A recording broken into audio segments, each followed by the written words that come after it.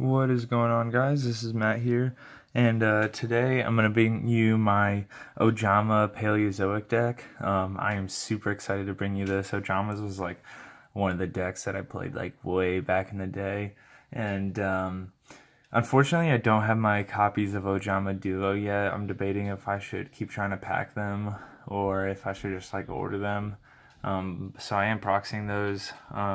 But I do have everything else for the deck, and I wanted to get a deck profile out there for this deck because it's pretty cool, and I wanted to kind of showcase it. So yeah, I'll just get into the profile.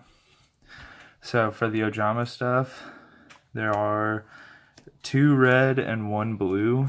I was like trying to cut down on stuff for the deck, and I was like, okay, the effect monsters are like good, but like you don't need that many copies of them. Red is definitely better than blue. Blue's effect only goes off when it's destroyed by battle. And then if you like draw red in any other Ojamas, like you pretty much have like any rank 2 or something like that, because he lets you special summon up to 4 Ojamas from your hand in attack position when he's normal summoned, so that's pretty good. So, and then for the normals, I play 3 yellow, 3 black, and 1 green. So I've thought this out a lot, and so I play, you'll see in a second, I play some of the rescue stuff, and I play the Ojama Delta Hurricane, and so I wanted to have at least 1 copy of all 3 of these, but I was like, man, like I want to cut down on space, like I don't want to have 9 vanillas, but I still want to have at least 2 sets to go for like Rescue Rabbit or Rescue Cat or something. So it's like, how about I play 7 vanillas? And it's been working out nicely for me. So I play 3 yellow, 3 black, and 1 green. So then for the rest of the monsters, I played 3 Rescue Cat and then 2 Rescue Rabbit. This is really good. I've been debating on taking out 1 Rescue Rabbit just because like sometimes you open up with 2 rescue monsters and it's kind of a bummer. But for the most part, like you pretty much, with like 5 rescue monsters, you pretty much always open up with 1, so you always have like a first turn something, you know what I mean? So it's pretty good. So that is it for the monster lineup. That is 15 monsters. Then for spells, I play really small spell lineup. 2 of the Ojama Delta Hurricane. I didn't want to play 3 and like have it be cloggy, but you definitely want to see it and like get it off. And yes, I have gotten it off before. Like it is like a super sick board wipe, and it's so satisfying to get off. So I love it. 2 Foolish Burial Goods to send your Ojama duos to the graveyard. 1 Soul Charge to, you know, just like extend plays and stuff like that and go off. And then 1 creature swap, because if you really have nothing else going for you, a creature swap's a great way to gain some advantage in the game. Considering all the Ojamas have 0 attack and 1,000 defense, it's pretty cool. So I thought it was a nice one of. So that's it for the spells. There's only like, what, 6 spells? So then I have 19 traps, the meat of the deck. So here are the proxy Ojama duos. You need to play 3 of these. What it does is basically just like how Ojama Trio special summons at 3 tokens to your opponent's side of the field. That's what Duo does.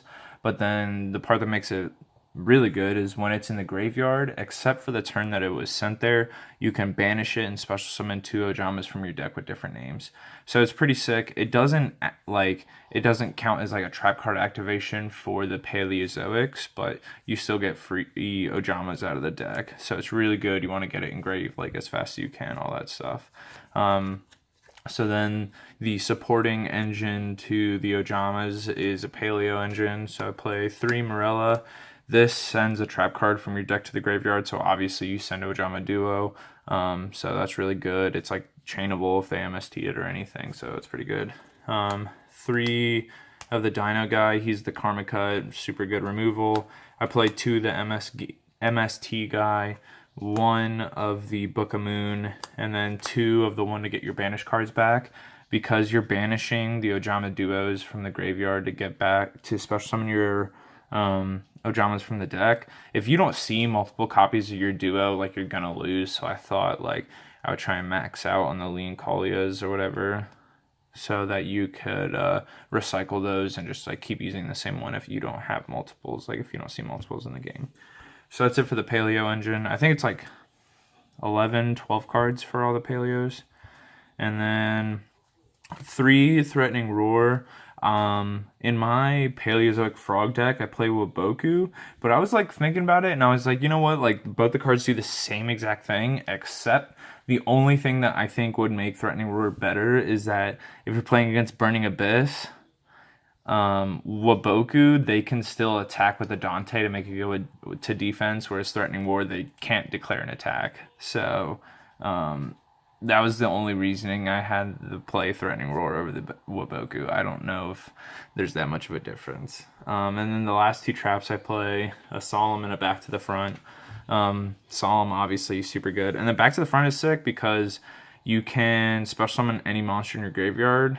But it's a trap card, right? So you can chain a Paleo to it. So if like you have nothing else going for you, you can just like special summon an Ojama out of the graveyard and then chain a Paleo from the grave.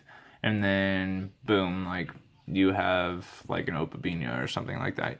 So it's pretty good. And then since the rescue cat sends itself to the graveyard instead of banishing it, you can always special summon the rescue cat back from the graveyard and do it that way as well. So I thought Back to the Front was a nice card to have in the deck. So that is it for the main deck. That is 40 cards. And then I'd kind of like share an extra deck with the Paleo or with the Ojamas and the Frogs. So just because like I wasn't using all 15 slots for the Frog deck, so I thought like, oh, I'll just add in a couple more cards that like I would play more in the Paleo or in the Ojamas, and then just like share the extra deck because it's basically the same thing. So I play 2 Opabinia, unaffected by monster effects, lets you activate all the Paleos from your hand, and he searches. So he's really good. He's what I go for like a lot of the time with this deck because like you kind of have to play like a little defensively until like you have all your pieces in place. So Opabinia is great because he's like obviously unaffected by monster effects is like pretty rad. So you can't just like destroy him with like a masterpiece or something like that. And then he like is a searcher and everything, so it's really nice. And then I play the one Animal Karis. I don't know. I never say his name. But he's really good because he is your Dryden of the deck. And you can special summon him way more than you think you can because like really all you need is 1 Paleo and then an Ojama duo and you're solid. So like if you can do that, then you have one of these guys. I was debating on playing 2 just because like you can special summon a bit. But I was like, you know what? Like I'd rather play some other things. So I'm just playing 1. But yeah, it's a really good card.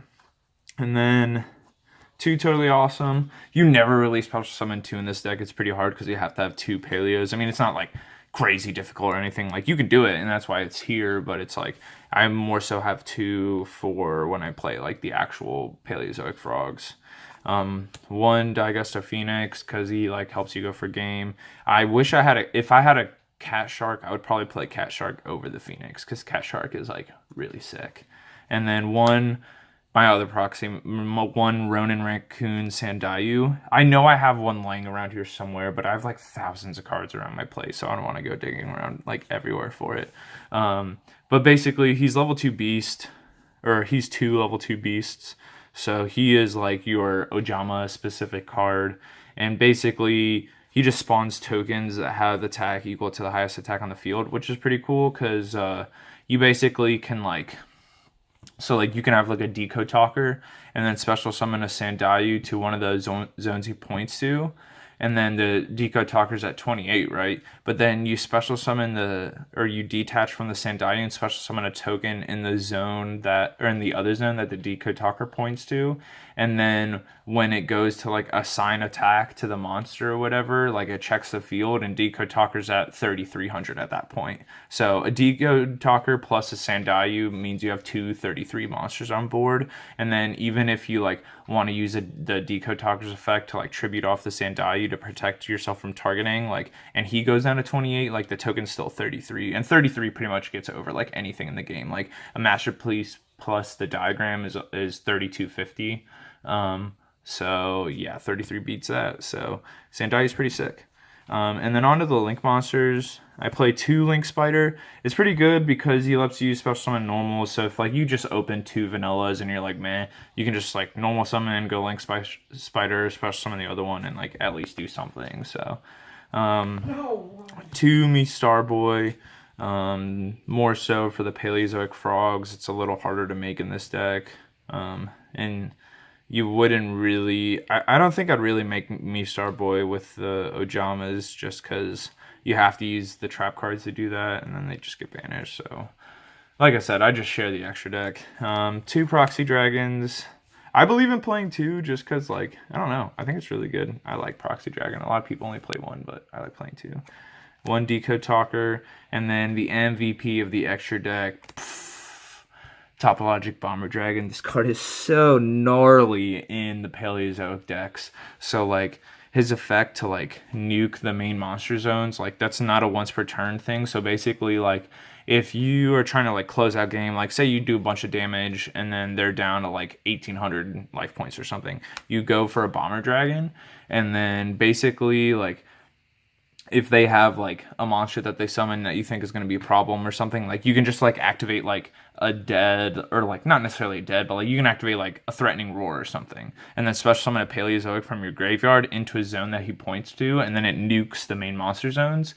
But the sick part is, not only are you getting to like nuke your opponent's board like whenever you want, but the Paleozoics are actually unaffected by other monster effects, and same with like the Opabinia and the Animal Charis or whatever. So like you could still special summon those guys when you have Bomber Dragon, and you still have like that on-demand nuke whenever you want it. So if you're trying to play Paleos, I strongly suggest picking up a Bomber Dragon. It is so sick in this deck. So that's it for the deck profile, guys. I hope you like it. Like I said, this is Ojama Paleozoic. There was like some guy in Japan who like played this deck at a tournament like forever ago, and like with the Ojama duos, and people are like, whoa, like how big of a tournament was it? No one really took it seriously, but like I always loved Ojamas, and I really wanted to make like a semi-competitive deck with them, so this is the deck. So I hope you guys enjoyed the deck profile. Let me know what you think about it. Thanks.